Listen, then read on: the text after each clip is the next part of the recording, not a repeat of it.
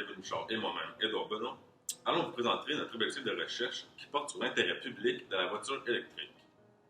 Au cours de cette même présentation, Kevin vous présentera la problématique liée à notre sujet, tandis que Justin et moi vous présenterons la méthodologie de celle-ci.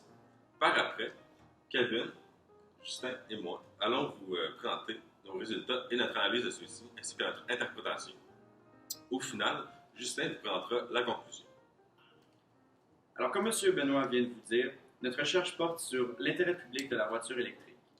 Tout en spécifiant que nous avons une obsession pour le domaine automobile et sans compter le fait que cette innovation fait présentement sujet à débat dans les journaux, notre équipe avons décidé de prendre la voiture électrique comme sujet principal de notre énoncé, puisque nous éprouvons un certain intérêt envers la technologie de demain qui penche à réduire les émissions de gaz à effet de serre et tout cela au bénéfice de l'environnement. De plus, avec la sortie récente du modèle 3 de Tesla, qui se démarque par ses nouvelles technologies et ses tarifs très avantageux, la demande pour les véhicules électriques est à la hausse et nous désirions savoir ce qui influence la décision de passer d'une voiture fonctionnant à l'essence à une voiture entièrement électrique. Pour le cas donné, nous avons utilisé un sondage et une entrevue.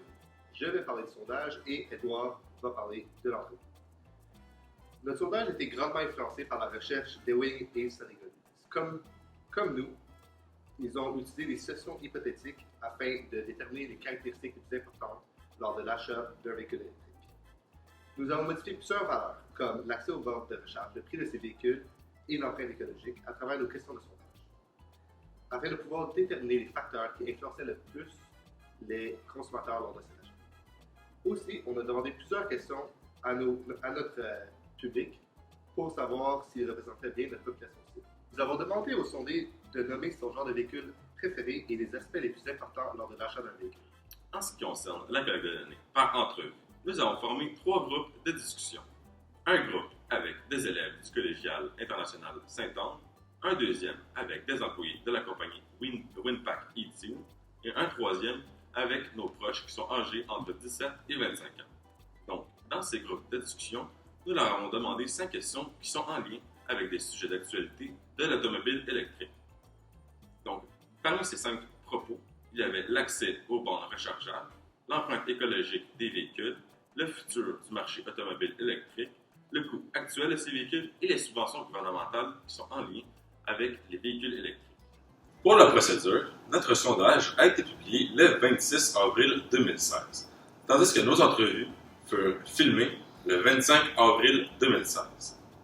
Notre sondage fut complété par 40 personnes, mais 35 réponses furent retenues afin de bien représenter notre population cible. Nos entrevues duraient environ 10 minutes chacune et avaient 5 questions par entrevue. Notre recherche s'attaque au domaine du marketing et de la psychologie du consommateur, car nous penchons sur ce qui motive un consommateur à faire un achat. Il est important d'expliquer le but de notre recherche à nos participants afin qu'ils comprennent l'enjeu dont il est question. Il était aussi nécessaire de conserver le respect à travers nos groupes de discussion et l'association la plus en lien et la plus fiable à la question de recherche est le Canadian Marketing Association. Ils expliquent à travers leurs normes éthiques qu'il est important de conserver l'intégralité et la confidentialité de nos réponses afin de respecter les plus hauts standards d'honnêteté, de vérité et d'exactitude, d'équité et de professionnalisme. À titre de défi anticipé, nous allons énumérer 2 principaux obstacles à surmonter, soit 1. La gestion du temps et 2. Trouver des individus pour répondre à nos groupes de discussion. Donc, pour surmonter l'obstacle de trouver des individus, nous avions donc interviewé des individus âgés entre 17 et 25 ans qui sont de nos proches, ainsi que des personnes âgées entre 17 et 25 ans, encore une fois, dans notre milieu de travail. Pour la gestion du temps, nous n'avons pas de solution concrète vers la fin du projet, étant donné que nous étions en manque de temps. Il aurait donc fallu qu'on établisse un Gantt chart pour que celui-ci ne soit plus efficace à la gestion du temps. Par après, nous avons aussi surmonté l'obstacle de mettre le sondage en ligne, étant donné que nous avons eu quelques problèmes à le mettre en ligne, étant donné notre manque d'expérience dans celui-ci. Nous avons donc demandé à un membre d'une famille, d'un collègue de l'équipe, de nous aider dans ce cas-ci, et ce fut le cas, nous permettant de mettre en ligne, notre sondage.